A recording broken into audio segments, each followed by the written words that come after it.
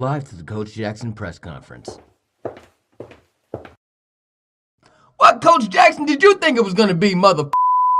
We just got our ass totally kicked. We couldn't make a first down, couldn't complete a pass. We can't do It's just we that whole second half up. We've got to be the dumbest team in America in terms of playing this game. I'm highly critical on how we just give games away. We just give them away. Period, mother. Hey, Coach Jackson, why are you in such a bad mood? I mean, don't you think that your team is still going to make it to the playoffs? What the do you care, mother? If you was 0-7, you would be in a bad mother mood too. And you gonna ask me about some playoffs? Playoffs, mother?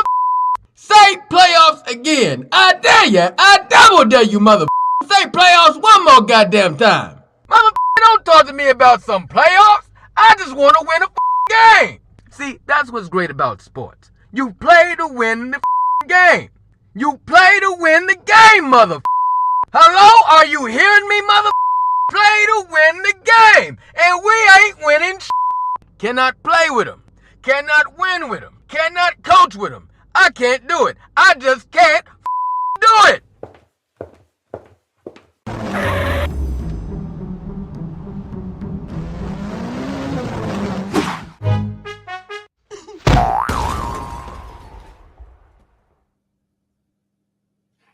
Here we are, man. Up close and personal, talking about playoffs. Too close. Messed up my settings because I haven't been here 2 freaking weeks. Welcome back, man. Yes. Thank you for having me back. Here to talk about playoffs, which is in a good way. Not for the Patriots. I have not been avoiding this place because I took last place, which you think I would. Proof of that is you took last place the following week, and there's a 0 chance I would miss that if I could have been there. So. Thank you for holding down the fort. I mean, more than holding down the fort. I had to find people to hold down the fort for me. Yep. Yeah. Brian, Linda, Jack, I think in that order. Guys killed it, man. Super, super fun. Yeah, it was definitely fun, man. I mean, last week I got to show off my Halloween costume, so I don't know if you caught that, but it was definitely exciting to show my true sentiment of what my team has been this year. And, dude, can you believe we're halfway through the football season already? Yeah, I cannot believe that in the least bit. I wish that we were kind of over the football season because it's been pretty hell as a Patriots fan.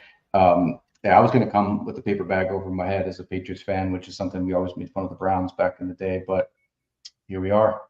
Yeah, so that was a great intro. Brought back a lot of memories, but it also brought back a time when Cleveland was the dumpster fire of the league. And how times have changed. Not only are they 2 games above 500, but both of our collective teams are, I guess, combined have less wins than they do. So that's pretty pathetic when you think about it. But it's exciting to see the Browns, and what they're doing. I always like it when those old school teams do well. I think it makes the sport a little bit better. Green Bay kind of got their act together this week too. I mean, it's just I feel like sports in general is better when some of those older teams do good. Yeah, I got it, man. And we're going to get into all those things. What else are we going to do here? We're going to obviously go over the week. We're going to look forward to the week ahead. We're going to look at the winners and losers of the UNFan League and all of that entails. Might even open up with some packs that they were awarded or won already. Did I miss anything? I guess we're going to be talking about playoffs. Here we go. Playoffs. We're in double-digit week numbers here, so it's definitely time to discuss how the playoffs are going to work for the UNFan League. We have a really cool idea that we've sort of started with last year, but I think we're going to take it a step further this year. And not only in the regular league, but those of us playing the OG league as well. We're going to have a nice little bracket structure set up, head-to-head games going back and forth. We got some exciting stuff kicking off for the playoffs. So let's just do a quick rundown of the week's games. We obviously touched on the Giants getting their butts kicked, and obviously New England the same.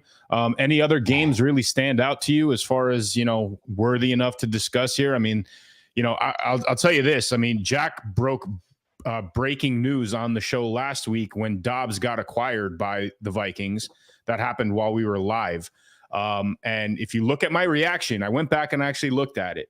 My reaction was like, whoa, this is a huge pickup for you. And lo and behold, they win the game due to the fact that their quarterback went down. He had to go into the game, and they squeak out a win in the last seconds. He texted me right after. He said, dude, that was the best Viking game I've ever seen. So he's on cloud 9 right now. Okay, good for him, man. I guess that's not the pot that's putting him on cloud 9. It's the Vikings game. He's like our Adam Schefter. Apparently, he's the closest thing we have to the Adam Schefter of the Unfantasy Football League at this point, I think. I think so too, except it's very one-sided towards Minnesota. Okay, well, he's our Minnesota insider access guy. I don't have really any insider access to any of this stuff, so I'm just going to spew and let you experts do most of the talking. But I would say every AFC East team lost. So that Miami Kansas City game was actually a fun game. Most of those 9:30 games Eastern time suck, and they're like not fun to watch. It's like, you still watch it, but it's like getting sucked in the vortex all day of some football you don't want to watch. But this was actually a fun one to watch, one I didn't want to miss for the first time. Well, I think they slated it as the most promising matchup in football history that's overseas, right? It was the best international game this late in the season by two teams that actually are in contention. So all in all, I mean, what a way to end it for the Dolphins, though, man. You fumble a snap to not necessarily win the game, but obviously give yourself a fighting shot in the Hail Mary. Tough way to go out there, but overall, I agree, man. It was a fun game to watch. It definitely was interesting. Kelsey, I don't think is playing up to his truest potential, and we can't have one of these things now without a Taylor Swift joke. But like every game she attends, he does great. Every game she does not, he does not do as well. If you notice Brady, once he started like dating some like A-list actors, I think he went down to some B and C list actors. I think it was like Tara Reid one point. But when he started going through the rounds like that, that's when his play started to suffer a little bit. Once he got with Giselle specifically, right? And then if you look at it, he starts having marital problems, and then goes out and wins a Super Bowl again, gets a quick divorce afterwards. So maybe Kelsey, he's doing it at the right time too. You don't want to be a tight end for too long in this league anyway. So, but maybe that's related to the Taylor Swift. She's the Yoko Ono of the Chiefs. Wow, man. It took her half a football season to claim the Yoko Ono role, I guess, huh? Pretty nuts. But yeah, back on this side of the pond, man. I mean, we were really looking forward to the Ravens and Seahawks game, and turns out it was another blowout by Baltimore at home. They're becoming a very dangerous team. In fact, that division, you mentioned the AFC East winning all their games. The AFC North won all their games. So that one, are they possibly the best division in football right now? I mean, you could say what you want about their opponents, but Cleveland's playing good football. Pittsburgh's doing what they need to do to win games. Baltimore is just crushing people at home, and defensively, they're just shutting everybody down. On the road, they need some work to get done, but at home, they're just an unstoppable force right now. And then Cincinnati is woken up, man. I mean, I don't know. I think you were the one that called it earlier on in the year where they start off slow, but it's almost a thing of the past, like well into the rearview mirror about how they started that season. They're right back in the mix of things with that division right now. Yeah, man. I think they didn't look too promising in the beginning, but they've knocked out some big wins here recently. In Buffalo, they may be this new Sandy. I mean, I think I'm doing way too many analogies for this early in the show already, but they may be the San Diego Chargers of this current era, a team that was really good but just couldn't go over the hump, because they certainly seem like that's the way they're headed this year. Yeah, I mean, I think the Chargers made the playoffs far too many years than Buffalo did, but more years, I should say. But yeah, I mean, look, Buffalo definitely has its Achilles heel in what Cincinnati has done, and that's where the thumbnail image, inspiration came from. I mean, Cincinnati knocked them out of the playoffs. They obviously had that game last year that never happened, but Cincinnati was rolling before, that issue with Hamlin, and then obviously, Sunday night they just dominated that game from start to finish. I mean, Buffalo seems to come alive late in the second half, but if they're not close, or if they're just getting outplayed defensively, they don't stand a chance, man. And I think Jacksonville proved that in London this year, and then we just saw it again happen in Cincinnati. So Joe Burrow's 2-0 against Allen in what could potentially become an AFC rivalry over the next few years. But so far, he's got the leg up on them for sure. Yeah, man. Let's keep going with other stuff. We also got some. I'm glad that Jack is here. I don't know. I am suspenseful just as anybody else here, but I know he won last week of the pick six, and I know he was in closing in. So at some point we'll get into that. But just keep rolling with the games, and it's your show. You've proven the last few weeks it's your show, so I will follow the lead on however you want to take this. Definitely not my show, to the sheer enjoyment of everybody listening. But yeah, the only other game that I think was worthy of note was the Cowboys and the Eagles. And, Jack and I went back and forth a little bit last week on that. He thought that Philly was going to blow that game.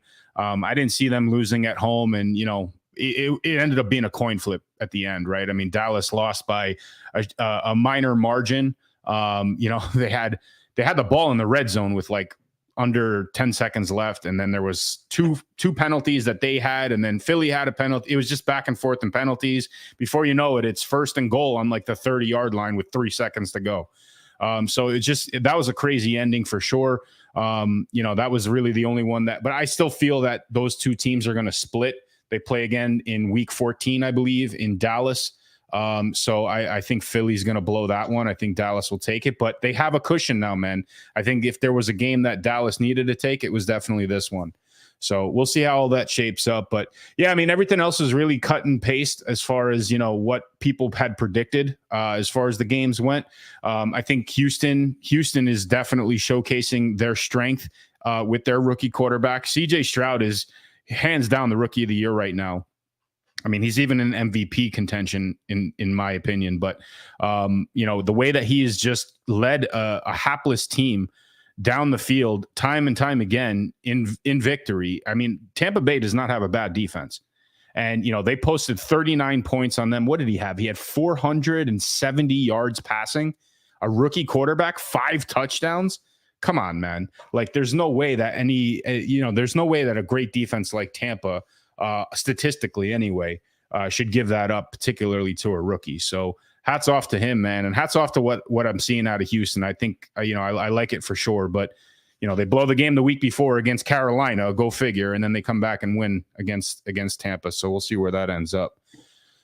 Yeah, man, that guy is a stud, it looks like, and that goes to show you the power of a great franchise quarterback. I don't know where he was. I should know this, but I don't know where he was drafted in comparison to, obviously, round 2 or second. No, overall. number 2 overall. Yeah, second overall. So he went right behind Bryce Young, and right. It was Ohio State. I mean, Ohio State's been a powerhouse in football lately. So,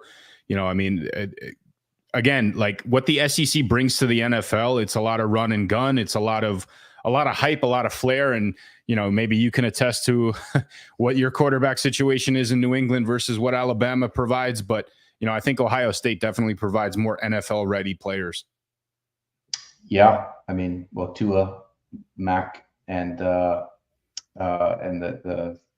Eagles quarterback, Jalen. Yeah, they were on the same team. Yeah, but yeah, it's that could be a big miss. Bryce Young, I've seen him play like 3 games, so not like a huge sample size, but the games I've seen Stroud play, looks like a freak. He looks like a beast out there.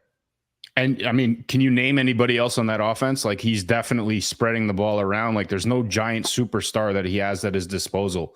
You can make the argument that Thielen is at least, a good enough receiver to have name creditation in Carolina. And look, Bryce Young gets him the ball for sure, but I think that CJ is definitely having the better year, and who knows, he might have the better career, and Carolina's gonna kick themselves in the butt for not picking him over Bryce Young, but that's why they play the game.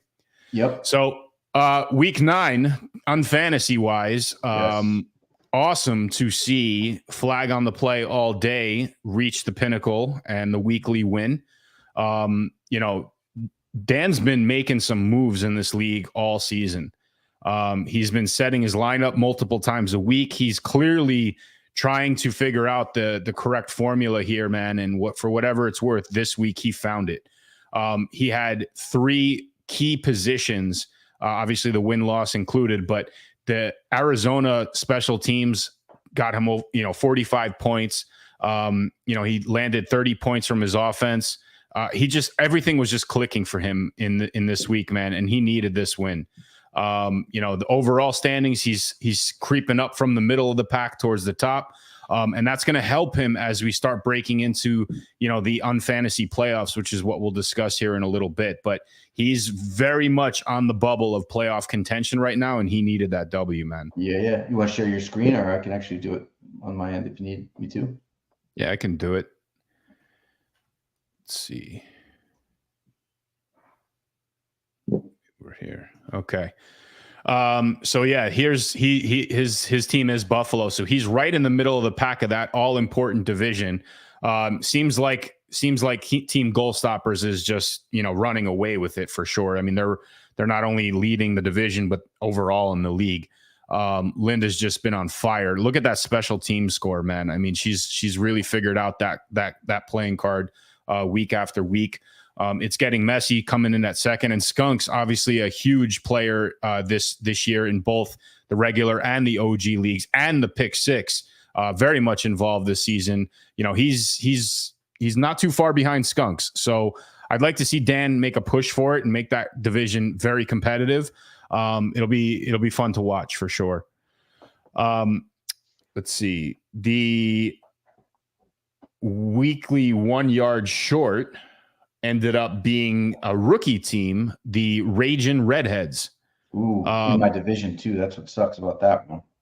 Yeah. So, I mean, maybe it's the lack of me, giving you the wisdom in person here on Trash Talk Tuesday, but you've been slipping a little bit, man. You're slipping down the overall standings, but you are still in a very favorable division. It looks like Kansas City's running away with the entire division here. But yeah, he's creeping up, man, right on your heels. He's a little bit over a win-loss card away from catching you. Yep. So I felt very cushy in my situation, but I've had a major slide that I didn't see coming. And we were talking offline last week that, we created the damn game. You expect to be there with stuff, but I'm giving it my all, and I'm getting smoked, including taking last place 4 weeks ago or 3 weeks ago, whatever it was. I was in first place in my division for, I think, a grand total of 8 minutes, maybe like the first game, Thursday Night Football or something. But Dive Eagles Dive has just run away with this division, man. I don't think I can catch them. If you look at our win-loss cards, they're identical. Like our scoring is identical on that.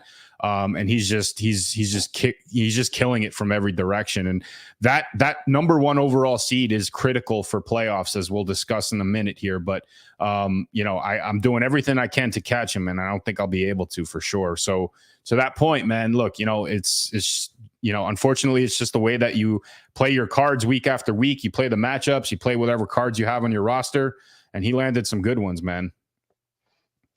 Yeah. What place am I in right now in the overall? Last I looked, I was like 22nd before. Yeah, you're 19th. Game. Yep. Geez, 3 spots up. That's nuts. That's crazy. But it's good, man. We got a lot of cool competition. I mean, Dive Eagles Dive. He definitely just knowing his personality type and his understanding of sports and analytics and all that stuff. He probably was a dark horse guy to witness from the get-go, but still early. It's still, well, we're only halfway through, right? So, I mean, playoffs are going to be very determining as we, inch towards. We got about 5 weeks left before playoffs kick off. So, but Hulk's Bad Dog, I wouldn't count them out either. They've made some pretty decent moves. They've obviously been on the hunt not only for regular season cards but OG cards too. So they're making a double push here in both leagues, and I think they're in contention in both. But wrapping up week 9 in the regular league, the weekly loser was the CM Queens. Couldn't break positive points. Picked all the great cards, statistically speaking for NFL purposes, but for unfantasy, definitely left her in the basement. So pack of cards on the way to give you a boost on that. But yeah, couldn't crack positive digits. I think that was the first time this season that happened where nobody, where the total was a negative score. Breaking into the OG league, we had first overall was Christikins. We chatted about this with her yesterday, and she was pumped, man. Her offensive card, who'd she have for her offensive card? She had Chicago with 5 turnovers down in the Superdome. New York Giants on special teams, they punted everywhere. Seattle losing. I mean, again, that was a risky one, but definitely pulled that out. My wife pulled in second. Hulk's bag dog, man. I'm telling you, they're always at the top. They're creeping in everywhere. Followed by your boy, and then Skunks, and then your boy again. And then good to see Dan up there as well. So yeah, definitely some competition and some consistency that we're seeing in the OG leagues this year. It's not as back and forth. So if we flip over to the overall standings, there you see Hulk at the top.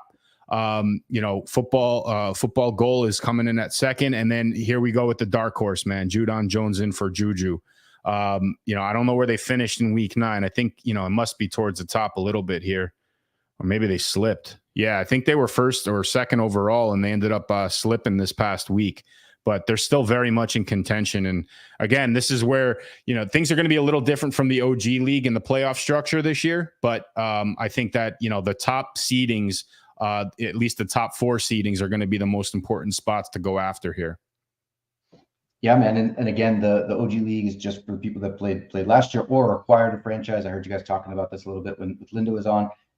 It was just guaranteed automatic free entry into this league. So don't worry to miss out if you're not in the OG and you're playing in the other stuff. That's where the big prize pool is. There's a prize pool in the OG league as well. And it's a separate side league, but it's definitely one that you want to win because it will factor into winnings, but also your overall franchise points as well. I feel like we should give. Maybe we should do it next week, or we could do it this week. But I feel like we should give some OG cards out to the halfway point of the season here to the top 4 finishers of the OG league. I don't know what your thoughts are on that. Yeah, we can definitely do that. We have the small batch and the free agent pool still available, but we can definitely make that work for sure. And it's going to help, man. It's going to help understanding like how the playoff structure is going to work. So let's just run through the league stats for the week, because obviously we made this a critical point a few weeks back. So the best unfantasy team of the week was the Arizona Cardinals. So anybody who has those that OG logo, or sorry, that owner's pass logo, will get dropped a pack of cards this week. The worst unfantasy team was the Saints, followed by the Raiders of all teams. But of course, they played the Giants, so we wouldn't expect anything less from that. So pick 6. This one came down to the wire, and Jack and I made a bet last week or a friendly handshake bet, I should say. But if when we did our picks for week 9, if he beat me, I was going to give him the option to select one of my OG cards or one of my regular season cards. And I think that Houston game is what gave me the edge. We ended up tying, but he did not beat me. So tie goes to me. We both ended up, 10-4, which I think was a pretty solid week all around. Mm-hmm. But just to rub salt in the wound, I kind of got the edge on him in the pick 6 league as well. He was running the tables heading into last night. And then lo and behold, when in doubt, pick the Jets special teams and they will bump you over. So that's what I ended up doing. So sorry, Jack, but you still got some entries from your previous week victory. Yes. All right. I thought he was going to pull it off 2 weeks in a row, and that would have been the second or third person to win it. That's such an undervalued opportunity at that one. $10 to get in for a chance to win 100.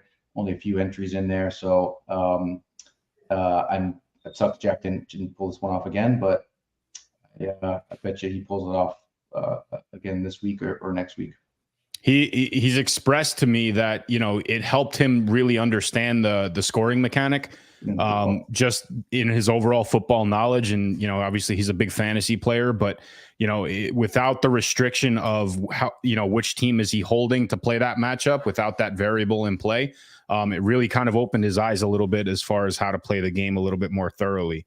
So good to see that. And again, if he could get it, anybody could get it. Right. So, definitely an opportunity to pop in there, and we're going to do that throughout the rest of the season as well. So let's talk playoffs, man. We got some time before we need to make our picks. So let's jump right into that. So on the website currently, I threw up a tentative bracket structure. So let's just run through this, and then, I'll let you ask whatever questions you think are relevant based around the poor way that I will explain this here. But we are entering into week 10 currently. Week 13 will be the final week of regular season in the Unfantasy Football League. So that's week 13. Week 12 will be the trade deadline. So anybody who is looking to trade cards, you have until the end of week 12 to make those transactions. After that, we're going to distribute the playing cards to anybody that has a digital wallet, just so that you have them on your end as well. Starting in week 14, we are going to take the results of all of the divisions here, and we are going to put them into a playoff bracket. So there's going to be 4 playoff brackets in the Unfantasy League this season. The first one will be the Loser Bowl 2. So this is the championship bracket, right? So whoever wins this is going to win the Loser Bowl trophy at the end of the season.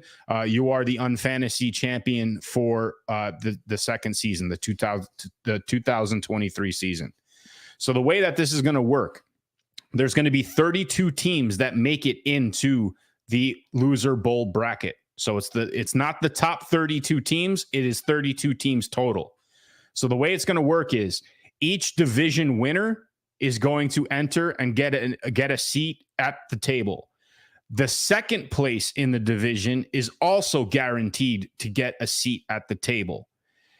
The other 8 teams that are designated are going to be, sorry, is it 8? Yes, it's 8. The other 8 teams that are here are going to be divvied up amongst the next teams in the conference, right? So let me repeat that.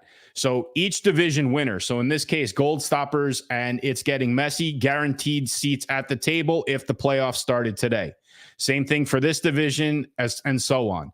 Everybody in the AFC, all these red divisions, they get jumbled into a pool, and the next 8 teams get into the bracket. Yep. So Am I explaining that? If you win your division, you're going to get a bye into the second round. If you take second in that division, you're automatically guaranteed into the playoffs, and you'll face off what we call wild card weekend, geniusly named by you, where we'll reseed it, and the next 8 best teams that are not the 1 or 2 seed in their division will also get access to the playoffs for the wild card. That's like Junes and Joden. I hope that they're not in the wild card, because it's a mouthful. But that's it in a nutshell. Yeah, so it's the top 2 teams in each division, followed by the next 8 teams in each respective conference that make it into the championship bracket. So in week 14, we'll have a wild card head-to-head matchup where each of these teams will play against the other 2. So it's going to be a head-to-head matchup. The top scoring team moves on to the wild card weekend in week 15. As you had brought up, the division winners get a bye for that week, so they do not have to square off in that head-to-head competition. The winners move on, and they will end up facing those division winners in week 15. Week 16 will be the winners of those respective games. Week 17, the same thing. And then week 18, that is where we will have the actual Loser Bowl. That's the championship week between the teams that make it from each respective conference. Now, for those who don't make the championship bracket, the Loser Bowl bracket, there's a participation ribbon bracket that you will be a part of. Now, there's an odd number of teams, so I had to work some mathematics and figure this out. So you're going to have to follow me here. So similar to the wild card weekend, instead of 3 teams, it's going to be 5 teams facing off against each other.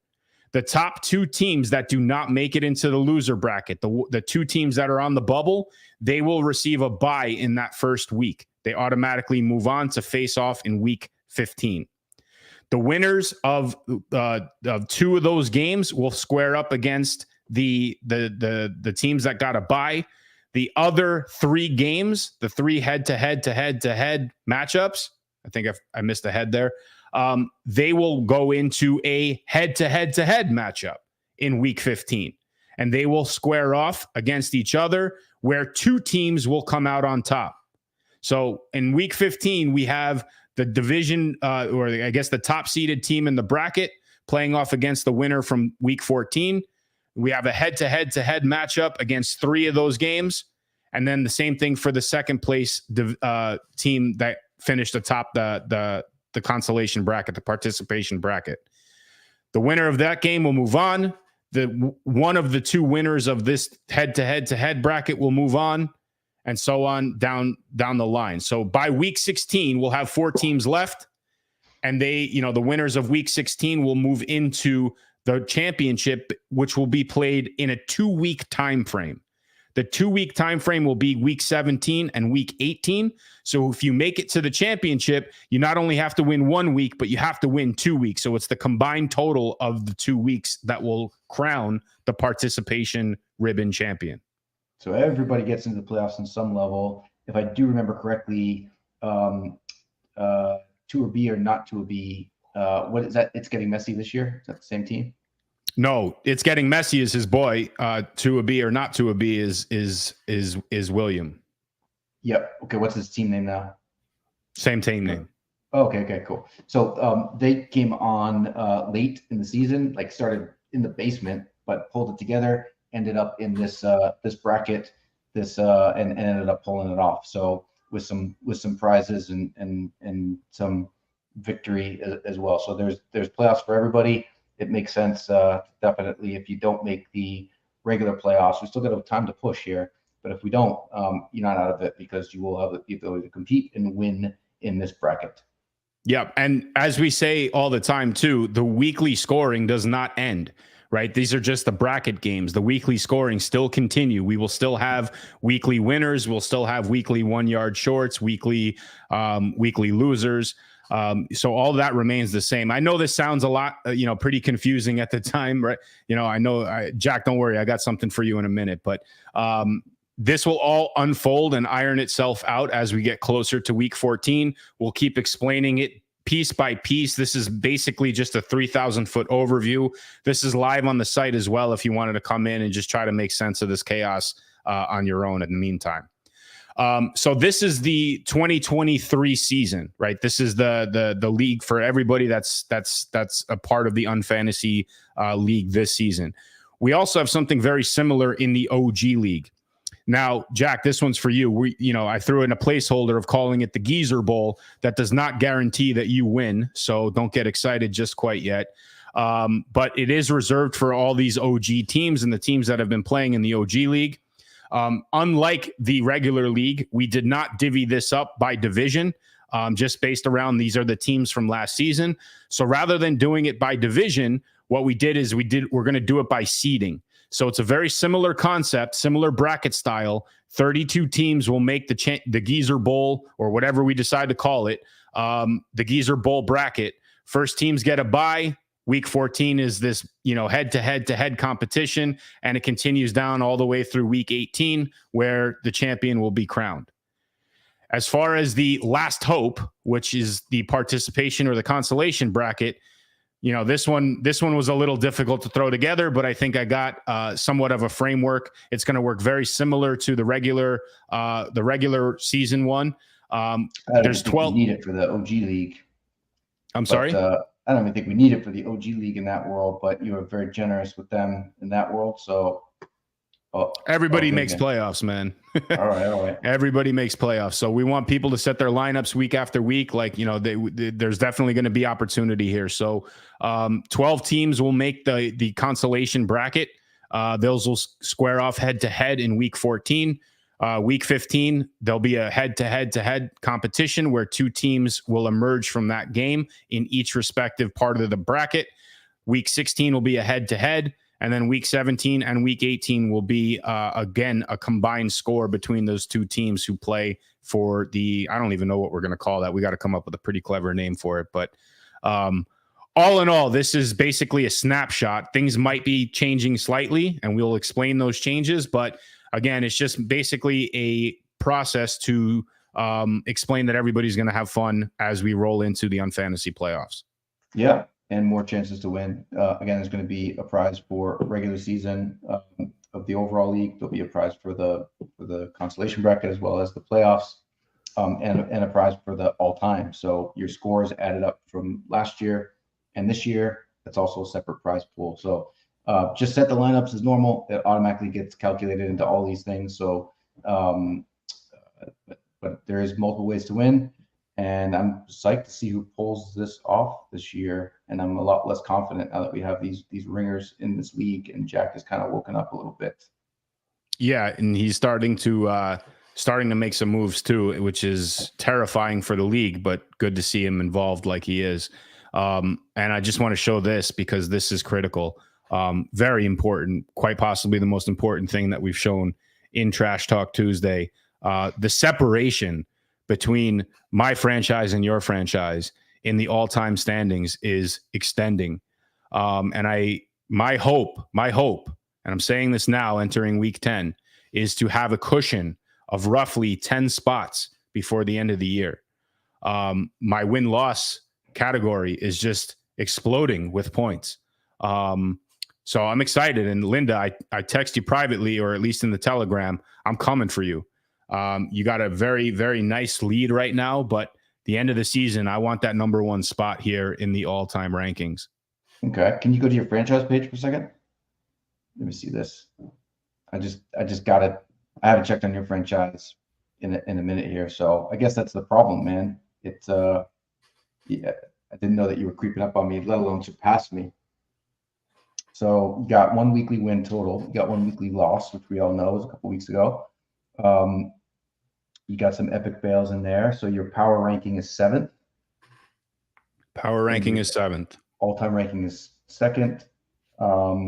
We should throw up your ranking for this year's of the league or something, just so it's all in one spot. But that's a pretty powerful franchise you got there. So congrats there, Mike. It is not over yet, though. Yes, I know. And I'm taking the opportunity while I can to talk trash. That's the whole purpose here, because when it comes time to me losing the week, I own it, man. I have tickers going at the bottom of this. Like, I knew I thought you were working out a deal to pop in secretly to make fun of me on the week that I lost, but sort of glad that didn't happen, because, that would have made my week much worse than it already was. Well, your secret's out because you got the Giants in your lineup, so it's no surprise to me that once you start winning this league is when you started playing your own team. Well, not only that, dude, I haven't done laundry in like 3 weeks here, and I feel like I've been wearing this shirt every day because I can and have it make sense.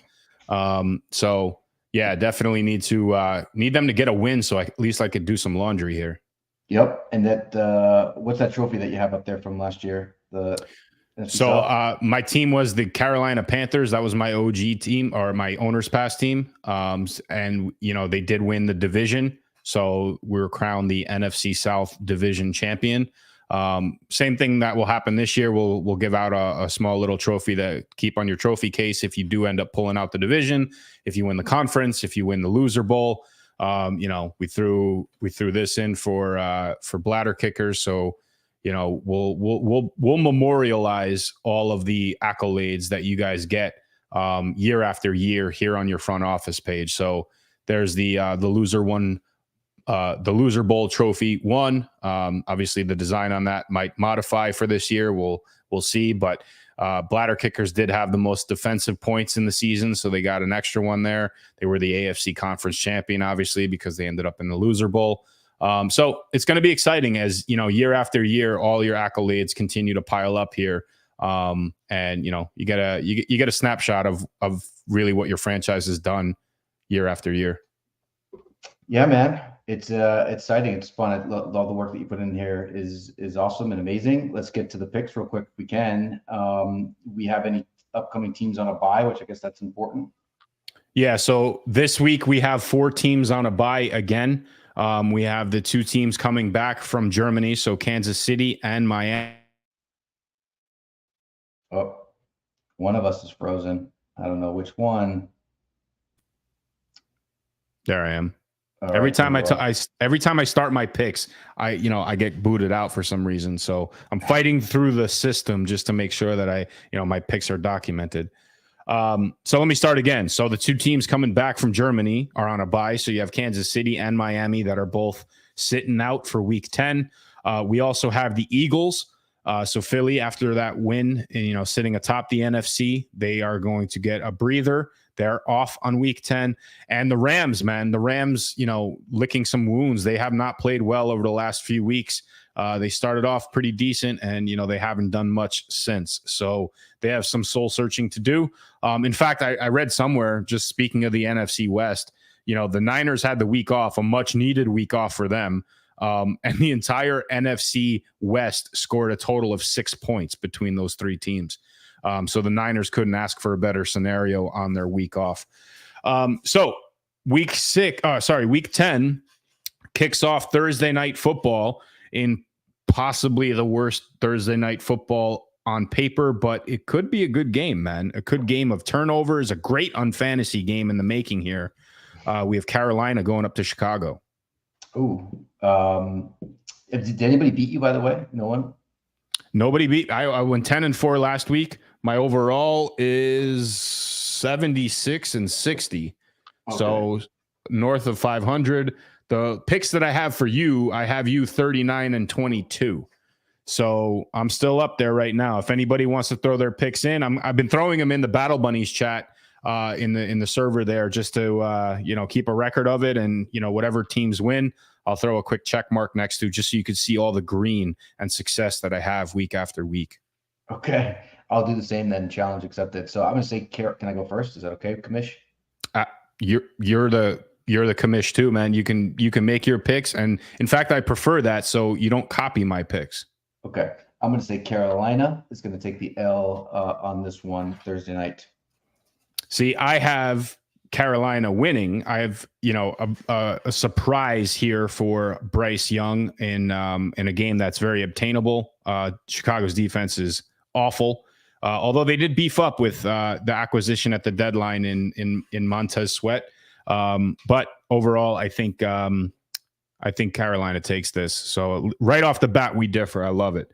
Is it obtainable or attainable or both? Because you said obtainable. I don't know. I said whatever you can't clearly hear. Okay. All right. Obtainable, though.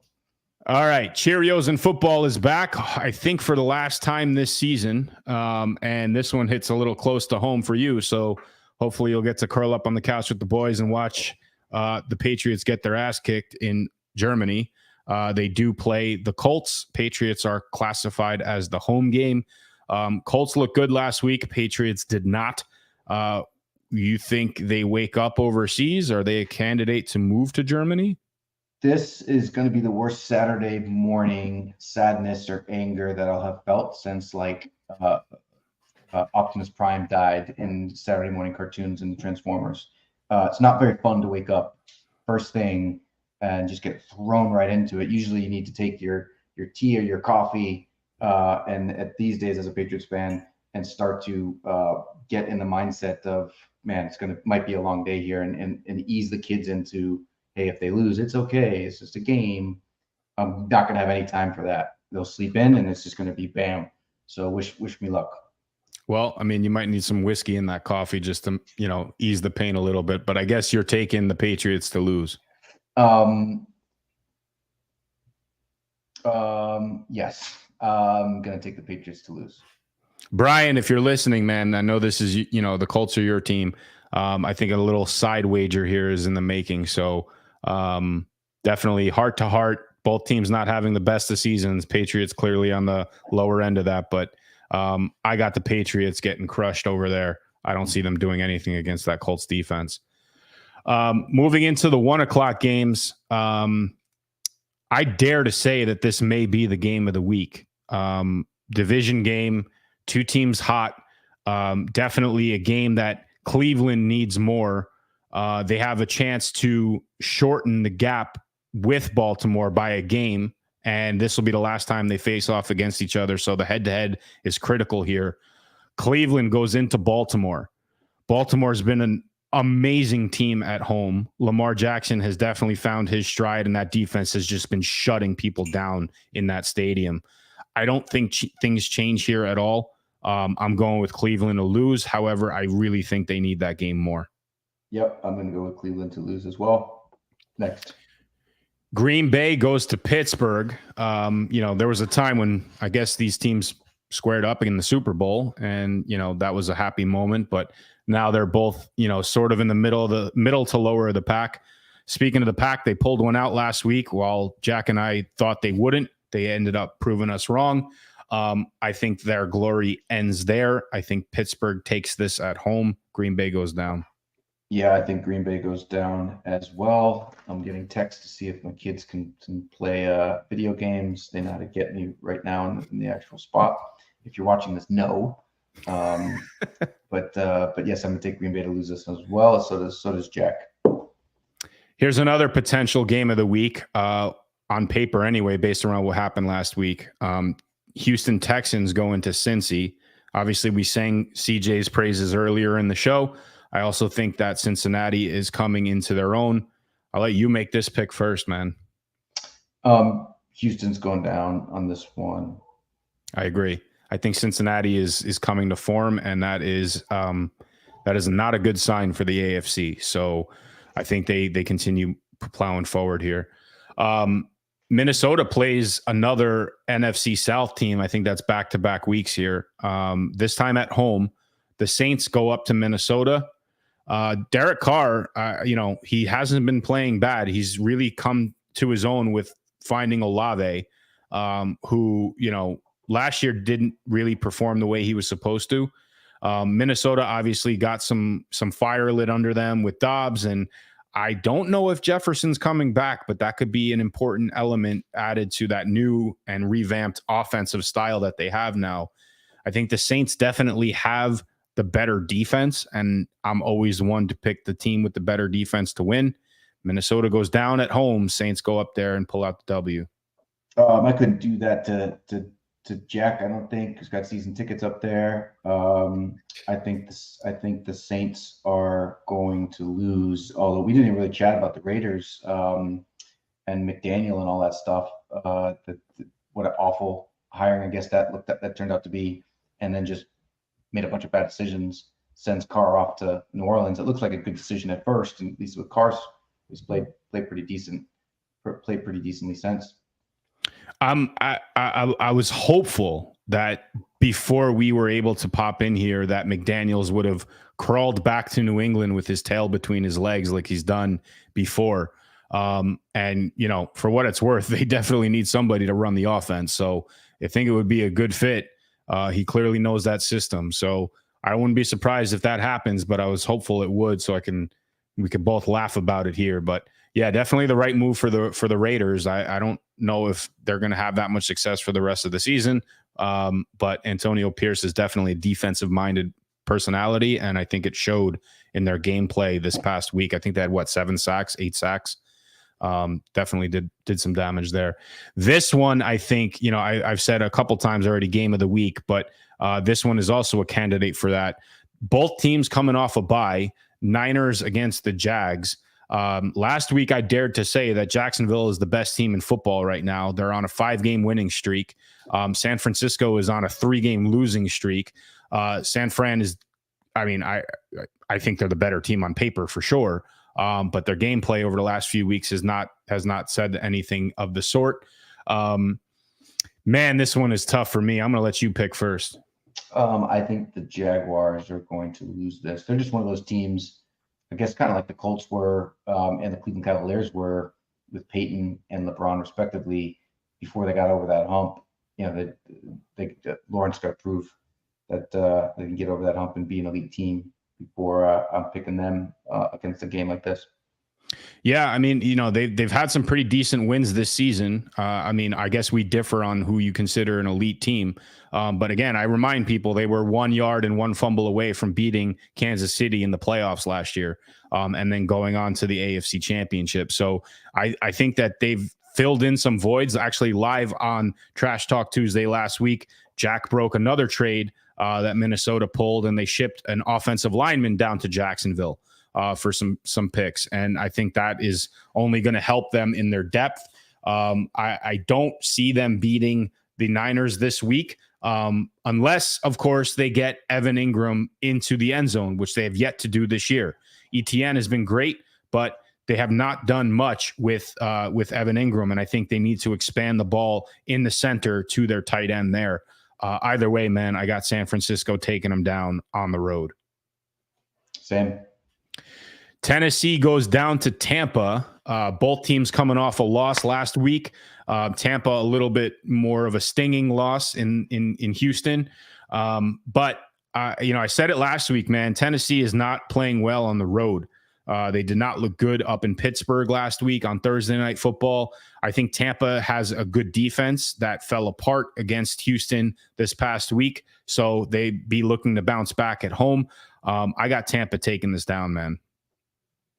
Yeah, I think Tennessee is going to lose this one. There has been some rumblings of Adam Schefter or Jack Silverman-esque that the next guy to take over the coaching for the Patriots is going to be Mike Vrabel. So who the heck knows if that's true? It was done by a reputable reporter. Who the hell knows? But that's interesting. Tennessee is definitely they got to move on from him at some point if they can't get over the hump. Yeah, I agree. And I mean, look, they had some decent signs 2 weeks ago. When Tannehill was out for the first time, and got Hopkins in the end zone 3 times. Ironically, when they rocked the Houston Oilers old school jerseys, that's when they kind of woke up. So who knows? But that would be an interesting move if Vrabel goes up there. But based around what I've seen him and his coaching style, they would need to make some pretty significant personnel changes on that team. Right? He's a very heavy run coach. Very heavy on the slot receivers, not necessarily a run and gun style offense with their quarterback. So maybe Mac Jones fits in there. I don't know if you've thrown in the towel on him just yet, but that would be an interesting move, yes, man. If they have to move on from Belichick. Towels thrown on Mac Jones. Yes. Atlanta and Arizona, another bird matchup here. This one out in the desert. I heard rumblings that Kyler Murray's coming back. Who he's throwing the ball to or how effective he will be is yet to be seen. I believe he's coming off an ACL injury, so that they might need to ease him into it. I don't know if he'll be as electric. Atlanta losing a tough one against Minnesota. They really had that game in hand, and then obviously Dobbs, former Cardinal himself, came through and really pushed it towards pushed them to the brink and ended up losing. So this one's another coin flip for me, man. I'll go first on it. And, I had a team picked and I crossed them out. And I'm going to give Kyler the edge here and breathe some life into a 1-8 team. I think Arizona pulls this out. I think Falcons go down on the road. I am going to say the Falcons are going to win this one. So I think the Cardinals are going to lose. So heading into the that was the first 4:00 game. So continuing into the 4:00 window, we have Detroit coming off their bye, going out to SoCal against the Chargers. Now, last night, the Chargers didn't blow the lid off of MetLife. They obviously won the game. They won the game on their defensive side. They had a special teams touchdown and a couple lucky breaks where Eckler got free. But a lot of people are criticizing what they're seeing offensively on that team. They have some key injuries. Obviously, getting Everett back last night helped, but Mike Williams, still out of the lineup is really showing that offensively they're not the same team.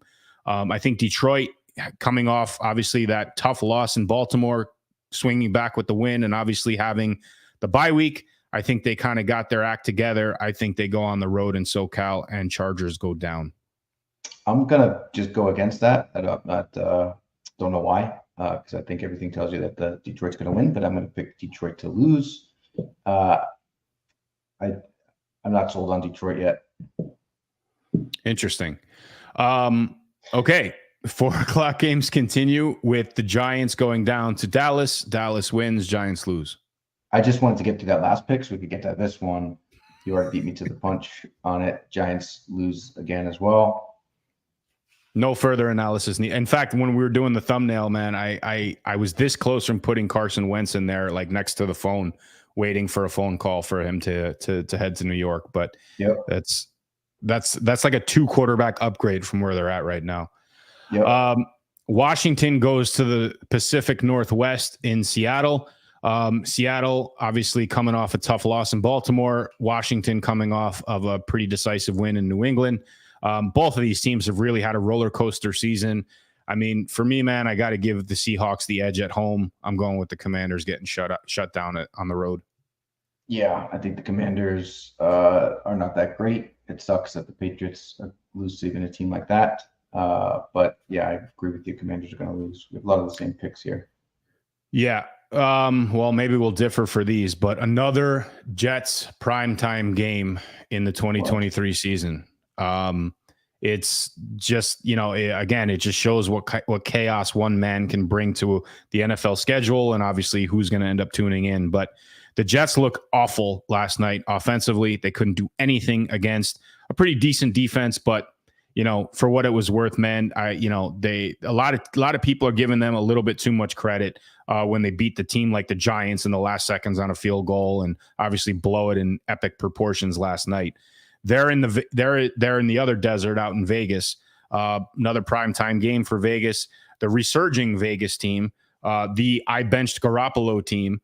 I got to give it to the Raiders to pull this one out, man. I think that if O'Connell can find Devontae Adams and get him more consistent passing opportunities, we may see somewhat of a late push challenger in the AFC West. Who's O'Connell? Exactly. Right. I think the Jets are I think the Raiders are going to lose this game. Typically when teams it happens pretty often, I guess, when teams fire their coach or new quarterback comes in and they put together a pretty nice victory, but it's like a dead cat bouncing or whatever the saying is at this point. I tend to agree with you in certain respects. I mean, obviously there was an emotional game for Antonio Pierce too, playing against his former team in the Giants. But I just look through the clouds a little bit and see what they were able to do defensively. And I know obviously Pierce is a huge defensive threat, defensive mindset coach. So, if they can keep that up, man, and they can get pressure on the Jets offensively, they could do exactly what the Chargers did this past week and cause those turnovers, which really takes the ball away from any threat the Jets have offensively and just keeps that defense on the field to get tired. So that's where I'm going with that one. But final game of the week and Monday night, we got Denver coming off of a bye, heading up to Buffalo, who is suffering from a pretty substantial loss in Cincinnati. An important game, obviously, as far as the future of the way the AFC is going to unfold for playoff time. Who you got for this one, man? I would definitely play my Denver win-loss card if I have one. And this one, I think Denver's going to lose this game to Buffalo. It's at Buffalo. Denver sucks. I'm not going to say anything about Buffalo being good with this win, but I think they win this one. If this game were in Denver, I would think long and hard about making that win-loss card a prominent pick, but I tend to agree with you here, man. After seeing what Denver did against Kansas City 2 weeks ago, again, games like this, good teams tend to overlook or under-prepare for, and I think Kansas City got caught with their pants down on that one. I don't think Buffalo is in a position to make that same mistake, and they clearly cannot they can't afford to lose back-to-back games like that. So I got Buffalo taking them down. I got Russell Wilson continuing to find his stride in a hapless Denver team this season. Yep. And that's it, man. That is it. So, yeah, I encourage people, check out the website. Obviously, go through the playoff seedings and let us know if you have any questions, you need further clarification on things. We'll do some write-ups. We'll do some explainer videos. We have a few weeks to bounce these questions and just talk about it a little bit more, just so that, it's not as confusing as the way that I rambled through it earlier.